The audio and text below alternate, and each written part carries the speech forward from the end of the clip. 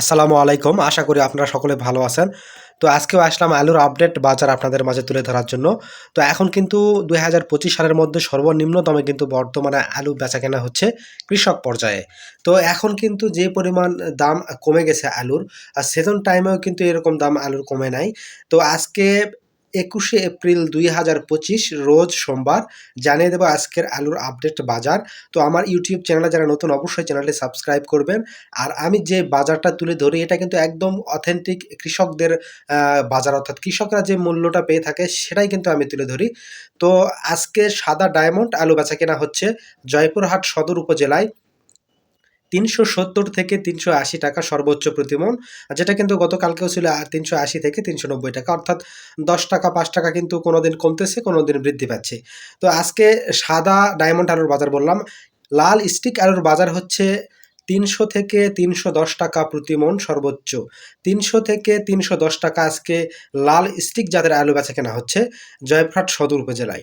তো আলু কিন্তু এখন পচে নষ্ট হচ্ছে এবং পোকায় নষ্ট করতেছে, যে কারণে কিন্তু কৃষকেরা তাদের বাসা বাড়িতে বা মাঠের মধ্যে কিন্তু আলু আর সংরক্ষণ করে রাখতে পারতেছে না। যে কারণে কিন্তু তারা বাধ্যগত হয়েই অধিক লোকসানে কিন্তু বর্তমানে তারা আলু বেচাকেনা করতেছে। আর গতকালকে পোকায় ধরেছিল একটা আলু, অর্থাৎ ২ বিঘার একটু বেশি আলু ছিল, সেখানে ঠিপি দেওয়া ছিল। তো সেই আলুটা কিন্তু ২৮০ টাকা মণে কিন্তু বিক্রি করেছেন উনি। ওনার কিন্তু অনেকটাই লস হয়ে গেছে, কারণ ওনার আলু পোকায় অধিকাংশ আলু নষ্ট করেছিল, যে কারণে কিন্তু সচরাচর বাজার থেকে তাকে কিন্তু ৩০ থেকে ৪০ টাকা কিন্তু কম দিয়ে তার আলু কিনেছিল স্থানীয় ব্যবসায়ীরা।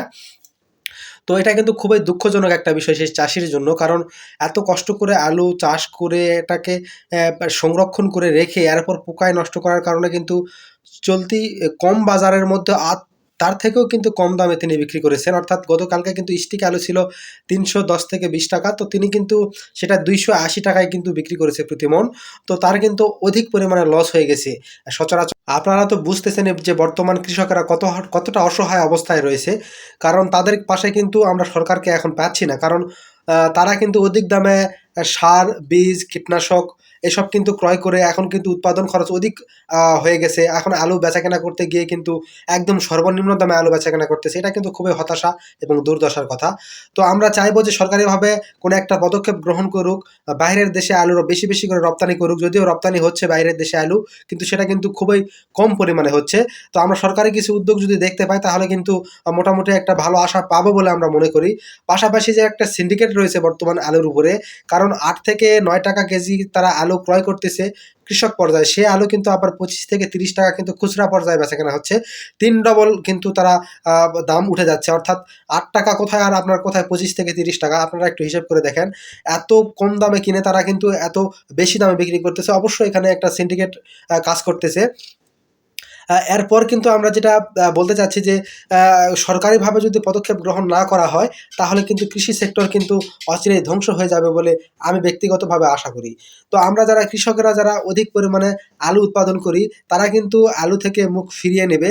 আর আলু থেকে যখন মুখ ফিরিয়ে নেবে তখন কিন্তু দেশে যখন আলুর ঘাটতি সৃষ্টি হবে সামনের বছরগুলোতে, তখন কিন্তু বাইরের দেশ থেকে রপ্তানি করেও আমদানি করেও কিন্তু দেখবেন যে সরকার কিন্তু দাম নিয়ন্ত্রণে আনতে পারতেছে না বা দাম কন্ট্রোলে আনতে পারতেছে না। যেটা কিন্তু আমরা গত বছর কিন্তু আমরা দেখেছি ২০২৪ সালে আলুর উৎপাদন কিন্তু ব্যাহত হয়েছিল, ফলন কম হয়েছিল এবং উৎপাদন কম হওয়ার কারণে কিন্তু আলুর দাম কিন্তু ব্যাপকভাবে বেড়ে গিয়েছিল। খুচরা পর্যায়ে কিন্তু ৮০ থেকে ৯০ টাকাও কোথাও কোথাও কিন্তু আলু বেচাকেনা হয়েছিল।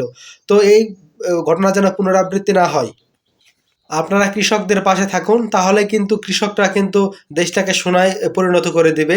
তো সকলে ভালো থাকবেন, ধন্যবাদ। ভিডিওটা ভালো লাগলে অবশ্যই শেয়ার করবেন। আসসালামু আলাইকুম।